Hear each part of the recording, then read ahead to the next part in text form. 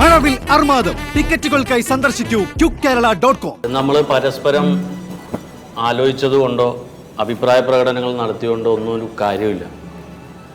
എല്ലാവരുടെയും വിചാരം നമ്മൾ ഫ്ലാറ്റിൽ താമസിക്കുന്നവരും മുഴുവൻ തമ്മിൽ പരസ്പരം മിണ്ടാത്തവരും സംസാരിക്കാത്തവരും വലിയ ശതകോടീശ്വരന്മാരും എന്നൊക്കെയാണ് പുറത്ത് പൊതുസമൂഹത്തിൽ നമ്മളെക്കുറിച്ചുള്ള സംസാരം. എന്നാൽ നമ്മളും മനുഷ്യരാണ്. ചോരയും നീരും വിചാരവും വികാരവും ഒക്കെയുള്ള സാധാരണക്കാരായ മനുഷ്യരാണ് നമ്മളെല്ലാവരും. നമുക്കൊരു സുപ്രഭാതത്തിൽ ഇവിടെ നിന്ന് ഇറങ്ങിപ്പോകാൻ കഴിയില്ല. നിങ്ങളൊന്ന് മനസ്സിലാക്കണം, നമ്മൾ എന്ത് തെറ്റാണ് ചെയ്തത്? ഈ ഫ്ലാറ്റ് നിർമ്മിക്കുമ്പോൾ ഇതിന് അനുമതി കൊടുത്ത മുനിസിപ്പാലിറ്റിക്ക് ഉത്തരവാദിത്തമില്ലേ? അതിൻ്റെ എഞ്ചിനീയർമാർക്ക് ഉത്തരവാദിത്തമില്ലേ? ഇത് രജിസ്ട്രേഷൻ ചെയ്യുമ്പോൾ നമ്മുടെ പേരിലേക്ക് നമ്മുടെ മുഴുവൻ സമ്പാദ്യവും വാങ്ങിയിട്ട് ഇത് രജിസ്റ്റർ ചെയ്തെന്ന ഉദ്യോഗസ്ഥർക്ക് ഉത്തരവാദിത്തമില്ലേ? സർക്കാരിന് ഉത്തരവാദിത്തമില്ലേ? ഒരു മാനുഷിക പരിഗണന വെച്ച് നമുക്ക് കിട്ടേണ്ട എല്ലാ അവകാശങ്ങളും നേടിയെടുക്കുന്നത് വരെ നമ്മൾക്കിവിടെ താമസിക്കാൻ ഒരു സംവിധാനം സർക്കാർ അനുവദിച്ചു തരുന്നവരെ ശക്തമായ സമരവുമായി മുന്നോട്ട് പോകണമെന്നാണ് എൻ്റെ അഭിപ്രായം. നമുക്ക് താമസിക്കാൻ, നമ്മുടെ മക്കൾക്ക് മഞ്ഞും വെയിലും കൊള്ളാതെ സുരക്ഷിതമായി താമസിക്കാൻ ഒരു കൂര മാത്രമേ നമ്മൾ ആവശ്യപ്പെടുന്നുള്ളൂ. അത് നമ്മുടെ അധ്വാനത്തിന്റെ ഫലമാണ്, അത് നമ്മുടെ ജീവൽ പ്രശ്നമാണ്. ഈ പ്രശ്നത്തിൽ ഇന്നൊരു സമര പരിപാടിക്ക് നമുക്ക് രൂപം കൊടുക്കാൻ കഴിയണം. അതിനെക്കുറിച്ച് സംസാരിക്കുന്നതിനായി നമ്മുടെ ഫ്ലാറ്റിലെ മുതിർന്ന അംഗവും എക്സ് മിലിറ്ററിയും നമ്മുടെ രക്ഷാധികാരിയും ഉപദേശിയും നെടുന്തൂണുമൊക്കെയായ നമ്മുടെ സുമേഷ് ഏട്ടനെ ബഹുമാന പുരസ്സരം ക്ഷണിക്കുന്നു.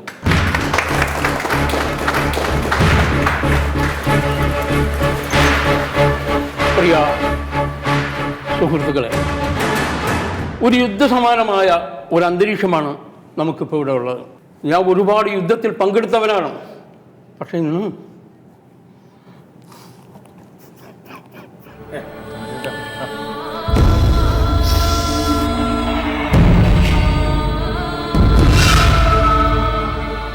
ഞാൻ 11 വർഷം മുമ്പ് ദുബായിൽ പോയ ഒരാളാണ്. അവിടെ ഡ്രൈവർ പണി എടുത്തിട്ടാണ് 11 വർഷം കൊണ്ട് ഞാൻ ഉണ്ടാക്കിയ തുക മുഴുവൻ ഇവിടെ കൊണ്ടു കൊടുത്തിട്ടാണ് ഈ ഫ്ലാറ്റ് ഞാൻ വാങ്ങിയത്.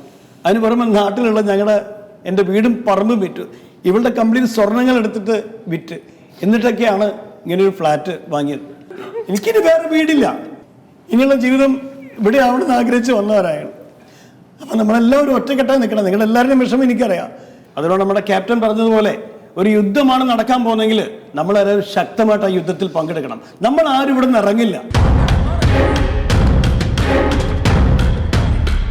മൂപ്പര് ഇവിടെ ഇല്ലാത്തതുകൊണ്ട് ഞാനാണ് എല്ലാ ഓഫീസിലും കയറി ഇറങ്ങിയിരിക്കണേ. ഒരുപാട് നിയമങ്ങൾ അവർ പറഞ്ഞിട്ടുണ്ട്, അതെല്ലാം ശരിയാക്കിയിട്ടാണ് ഈ ഫ്ലാറ്റ് വാങ്ങിയത്. എന്നിട്ട് ഇപ്പൊ ഓരോ തന്നെ പറയണ് ആ നിയമം ഒക്കെ തെറ്റാണ്, ഇതിപ്പോ ഇവിടുന്ന് മാറണമെന്ന്.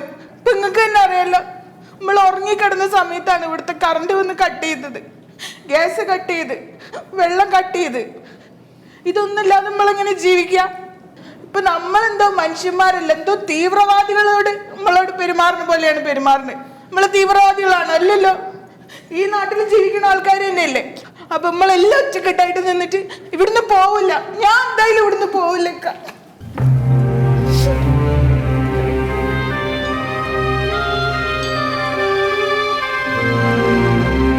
നിങ്ങളുടെ എല്ലാവരുടെയും അഭിപ്രായ പ്രകാരം ഒരു ശക്തി വന്നാലും നമ്മളെ ഇവിടെ നിന്ന് ഒഴിപ്പിക്കാൻ നമ്മൾ സമ്മതിക്കില്ല എന്ന് നമ്മൾ ഉറച്ച തീരുമാനമെടുക്കുന്നു. നമ്മളെ കുടിയിറക്കുന്നതിനെതിരെ നാളെ മുതൽ അതിശക്തമായ സമരപരിപാടികളുമായി നമ്മൾ മുന്നിട്ടിറങ്ങാൻ പോവുകയാണ്. നമ്മൾ വിജയിച്ച് ഇറങ്ങും.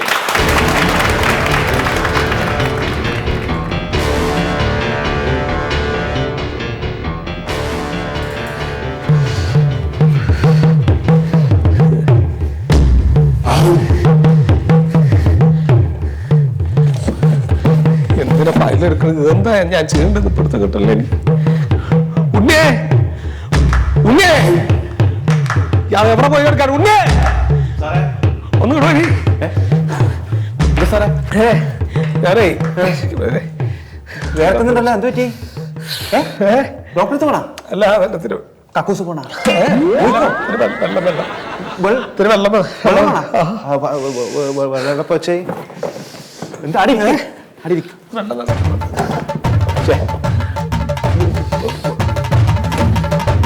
സാധാരണ ഇവിടെ വെള്ളം കൊണ്ട് ഒരാഴ്ച വെള്ളം സഞ്ചാരം എന്താ കാണുന്നത് നായേ പൊറ്റിയാ കാലിന്റെ മുള്ള വലിക്കുന്നത് സാറേ ഏടി ഇല്ലത് എന്റെ ബാഗില് ബാഗ് നോക്ക് അതേടി ഇല്ലത് വെള്ളം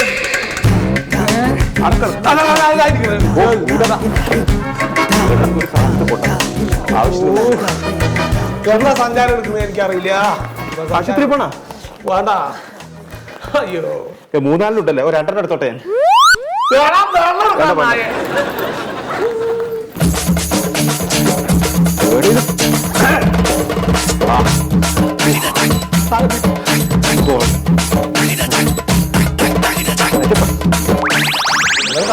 എന്താ കാണിക്കുന്നത് ആള് ചാവാൻ നിൽക്കുമ്പോഴാണ് നീ ദീന്റെ ഒരു ചോയുണ്ട് ആക്കിട്ടല്ലേ